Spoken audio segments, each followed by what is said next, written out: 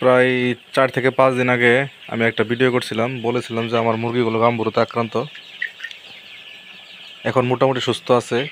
আমার একটা বাচ্চা মারা গেছে গাম্বুরোতে আক্রান্ত হওয়ার পর। অনেকে গাম্বুরো হওয়ার পর আপনারা ভয় পেয়ে যান যে গাম্বুরো হলে মুরগি 30% বা 40% মারা যায়, এরকম আমারও এর পূর্বে অনেক সময় মারা গেছিলো। কারণ সঠিক অ্যান্টিবায়োটিক না ইউজ করে আপনি যত দামি অ্যান্টিবায়োটিক ইউজ করেন না কেন, সেক্ষেত্রে আপনার গাম্বুরো সুস্থ হবে না। কারণ গাম্বুরো হচ্ছে এমন একটা রোগ যেটা হচ্ছে মুরগির রোগ প্রতিরোধ ক্ষমতা একদম কমিয়ে দেয় এবং রক্ত জমাট বেঁধে যায় সারা শরীরে। এই রক্ত জমাটটা যদি আপনি রক্ত সঞ্চালনা বৃদ্ধি করতে পারেন তাহলে আপনার মুরগি সুস্থ। সেই ক্ষেত্রে হায়ার অ্যান্টিবায়োটিকের কোনো প্রয়োজন নাই। ব্রয়লার মুরগির ক্ষেত্রে মেডিসিনগুলো একটু আলাদা, কিন্তু সোনালি এবং ফার্মি মুরগিতে আপনার সর্বোচ্চ হলে আপনার 1000 টাকা খরচ করলেই এনাফ গাম্বুরো রোগ ভালো করার জন্য। গাম্বুরো রোগের সময় সবচেয়ে ভালো কাজ করে ভিটামিন সি জাতীয় যে খাবারটা। কারণ ভিটামিন সি আপনি লেবুর রস দিতে পারেন 3 বেলা, অথবা রেনা সি ইউজ করতে পারেন। এক এক কোম্পানির এক একটা সি পাওয়া যায়, যে কোনো কোম্পানির সি ইউজ করতে পারেন। পাশাপাশি মুরগি বেশি দুর্বল থাকলে AD3 অথবা ইসেল ইউজ করবেন। সেক্ষেত্রে মুরগি দুর্বল হবে না, কারণ মুরগি দুর্বল হয়ে গেলে সে মুরগি আর টিকে না। আর সাথে একটা অ্যান্টিবায়োটিক ইউজ করবেন, সেটা BC20 অথবা সিপ্রো থাকতে পারে। এটা 2 দিন ইউজ করলে হবে। আর গাম্বুরো হলে মুরগির শরীরে জ্বর থাকে, সেক্ষেত্রে আপনারা ফার্স্ট বেড ইউজ করতে পারেন।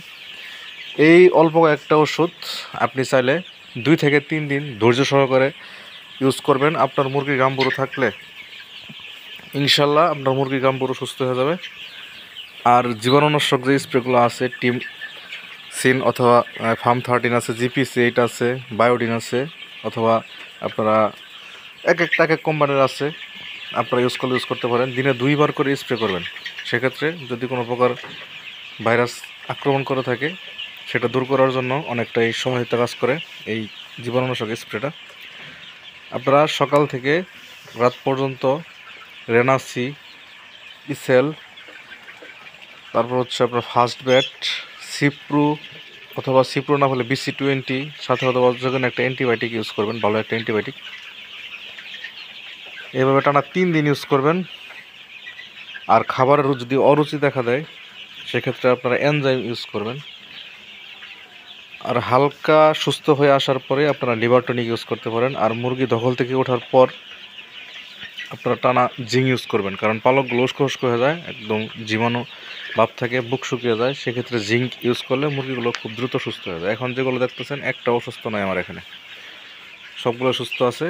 গতকালকে একটা বাচ্চা আমার শুধু মারা গেছে দুর্বল হয়ে, কিন্তু গাম্বুরো হয়ে একটা মুরগিও মারা যায় না। আপনাদের দোয়ায় আমি যথেষ্ট চেষ্টা করছি এগুলোকে ভালো ট্রিটমেন্টের উপর রাখার জন্য। তো সকলেই ভালো থাকবেন। আশা করি আপনারা যারা ছোটো খামারি আছেন তারা ট্রাই করে দেখতে পারেন, কারণ বড় খামারিদের কখনোই এইভাবে রিস্ক নিতে বলবো না, যেহেতু আপনার ইনভেস্ট বেশি। আপনাদের অবশ্যই ভালো চিকিৎসা, ভালো পরামর্শ নিয়ে ডাক্তারের পরামর্শ অনুযায়ী আপনারা চিকিৎসা নেবেন। সকলে ভালো থাকবেন। আসসালামু আলাইকুম।